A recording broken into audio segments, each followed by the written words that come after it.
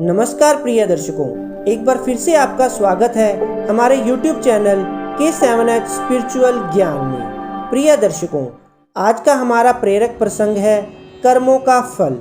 कर्मों का फल हर इंसान को भुगतना पड़ता है। यदि हम इस जन्म में कुछ गलत कर्म करते हैं तो हो सकता है कि इस जन्म में भी भुगतना पड़े। यदि इस जन्म में भुगतना नहीं पड़ा तो अगले जन्म में भुगतना पड़ता है। प्रिय दर्शकों, शास्त्रों में ऐसा बताया गया है, यदि हम पिछले जन्म में कुछ ऐसे कर्म करके आते हैं जिसका भुगतान हमें इस जन्म में करना पड़ता है। व्यक्ति को सुख और दुख जो मिलता है उसके कर्मों के हिसाब से मिलता है, ऐसा शास्त्रों में वर्णित है। ऐसा गरुड़ पुराण में स्पष्ट लिखा हुआ है। प्रिय दर्शकों, आज हम ऐसी छोटी सी कहानी लेकर प्रस्तुत हुए हैं जिसमें संपूर्ण कर्मों के फल का जिक्र आएगा। इस कहानी को पूरा सुने और ध्यान पूर्वक सुने। प्रिय दर्शकों, यह कहानी बड़ी ज्ञानवर्धक और पवित्र है।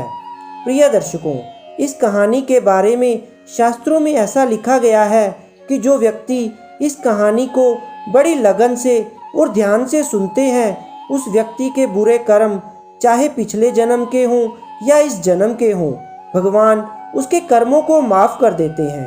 तो आइए शुरू करते हैं ये प्यारी सी कहानी, प्यारा सा वीडियो। प्रिय दर्शकों, भीष्म पितामह रणभूमि में शरशैया पर पड़े थे। वो अगर हल्का सा भी हिलते तो शरीर में घुसे बाण भारी वेदना के साथ रक्त की पिचकारी सी छोड़ देते। ऐसी दशा में उनसे मिलने सभी आ जा रहे थे। श्री कृष्ण भी दर्शनार्थ आए। उनको देखकर भीष्म जोर से हंसे और कहा, आइए जगन्नाथ, आप तो सर्व ज्ञाता हैं, सब जानते हैं। बताइए, मैंने ऐसा क्या पाप किया था जिसका इतना भयावह दंड मुझे मिला।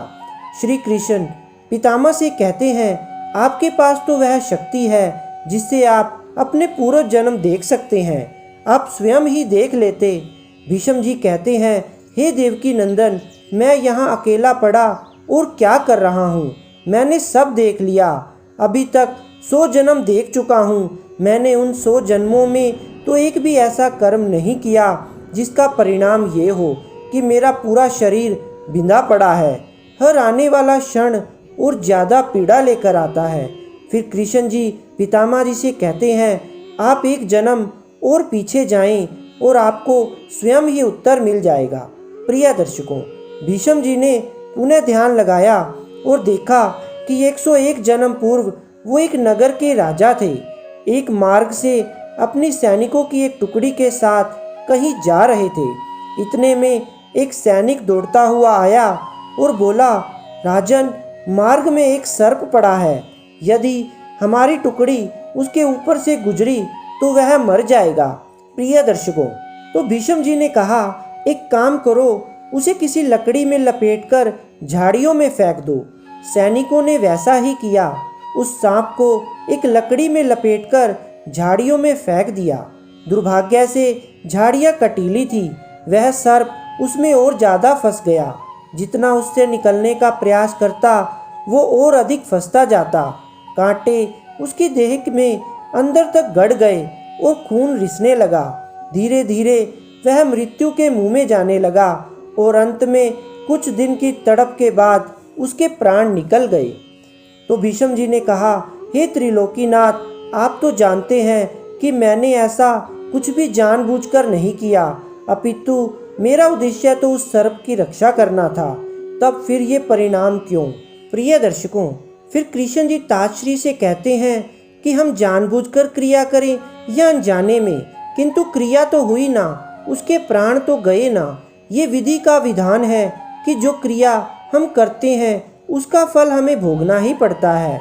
क्योंकि आपका पुण्य इतना प्रबल था कि 101 जन्म उस पाप के फल को उदित होने में लग गए, किंतु अंततः उसका फल मिलकर ही रहा।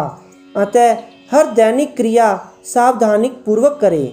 जीवन में कैसा भी दुख और कष्ट आए पर श्री कृष्ण का भजन मत छोड़िए। क्या कष्ट आता है तो हम भोजन करना छोड़ देते हैं? क्या बीमारी आती है तो हम सांस लेना छोड़ देते हैं? नहीं ना।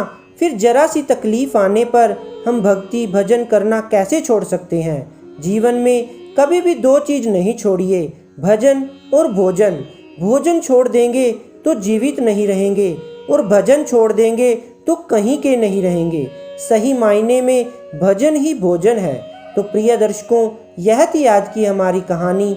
अगर आपको यह कहानी अच्छी लगी हो तो प्लीज़ इस वीडियो को लाइक, शेयर एंड सब्सक्राइब जरूर कर दें और कमेंट करके अपनी राय अवश्य दें कि आपको हमारा ये वीडियो कैसा लगा। धन्यवाद प्रिय दर्शकों।